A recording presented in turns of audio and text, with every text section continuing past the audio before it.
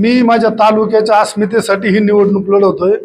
तालुक्याचा आमदार पाहिजे, तालुक्याला कोणीतरी प्रतिनिधित्व पाहिजे, म्हणून मी ही निवडणूक लढवतोय। याच्यात जर प्राजक्त दादा उभे असते आणि मी जर निवडणूक लढवलो असतो तर मी याला 100% बंडखोरी समजली असती। परंतु दादा ह्या जागेचे 100% दावेदार होते आणि आज त्यांनी माघार घेतल्यामुळं मला ह्या निवडणुकीला सामोरं जावं लागतं।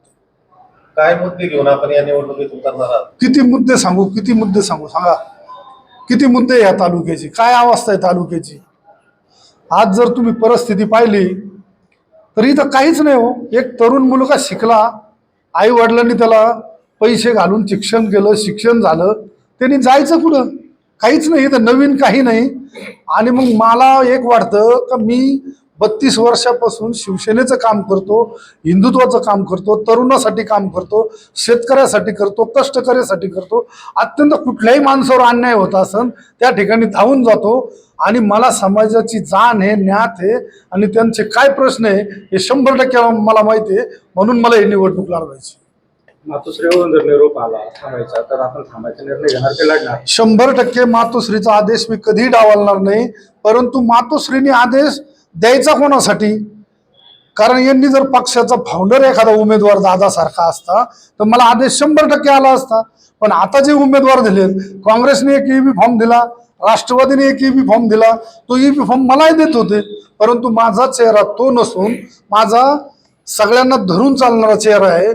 मी 100% कडवट हिंदू आहे, पण 18 पगड जातीच्या लोकांना बरोबर घेऊन जाणारं माझं हिंदुत्व आहे। उमेदवारीबाबत तुम्ही काही तुमच्या सेनेच्या वरिष्ठ पदाधिकाऱ्यांशी चर्चा केली होती? 100% चर्चा केली। मी 2 वेळेस उद्धव साहेबांना भेटलो, परंतु उद्धव साहेबांनी मला सांगितलं की तिथं माझे आमदार प्राजक्तदादा तनपुरे माझे मंत्री राहिलेले आणि ते असताना आपल्याला उमेदवारी देता येणार नाही। आणि ते काल सकाळी 11 वाजेपर्यंत सगळ्या गोष्टी गुलदस्त्यात होत्या, हे तुम्हाला माहिती आहे। हे जर 2 दिवस आधी ओपन झालं असतं तर मला 100% ईबी फॉर्म भेटला असता। इव्हन हे काल परवा संध्याकाळी जरी दादाने डिक्लेअर केलं असतं तरी पण मला ईबी फॉर्म भेटला असता।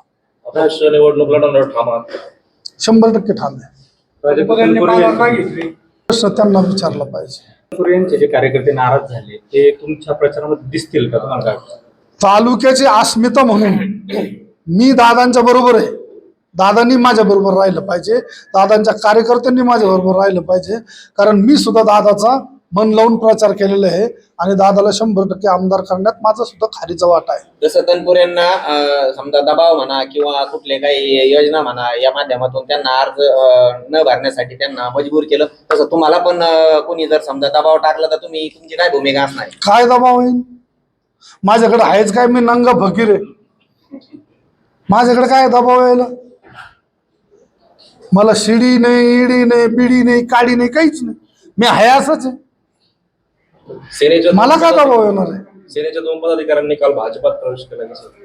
मला अत्यंत चांगला प्रश्न विचारला।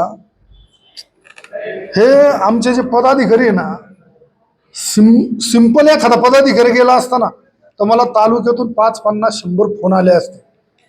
पण काल त्या पदाधिकारी गेल्यामुळं मला एक माणसाने फोन केला नाही, आज पदाधिकारी का गेला? मला विशेष वाटलं, बरं झालं विचारलं ते। आणि असं आहे, मी शिवसेनेचा कार्यकर्ता, निष्ठावंत। आमदार गेले, खासदार गेले, मंत्री गेले, संत्री गेले, सगळे गेले, कोणालाच जुमनलं नाही। आता काल कोण गेलं त्याला कोण जुमनी नो? सकाळपर्यंत तुमच्या बरोबर होते।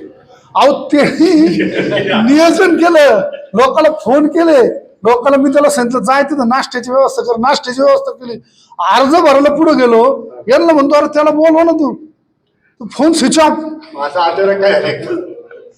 मग मी म्हणलं अचानक काय झालं बुवा? हे नाराज झाला। मला काय वाटलं नाराज झाला असं तू, पण तो नाराज नाही, त्या रवींद्र चव्हाणच्या मांडीवर जाऊन खुश झाला, नाराज नाही झाला। ठीक आहे, चालू राहा, पण ऐका, सगळ्यांनी जर असं राजकारण केलं तर निष्ठावंत कोण आहे? कशाची निष्ठा आहे? अहो मला एकनाथ शिंदे साहेबांनी खुली ऑफर देऊन सुद्धा मी ती नाकारली।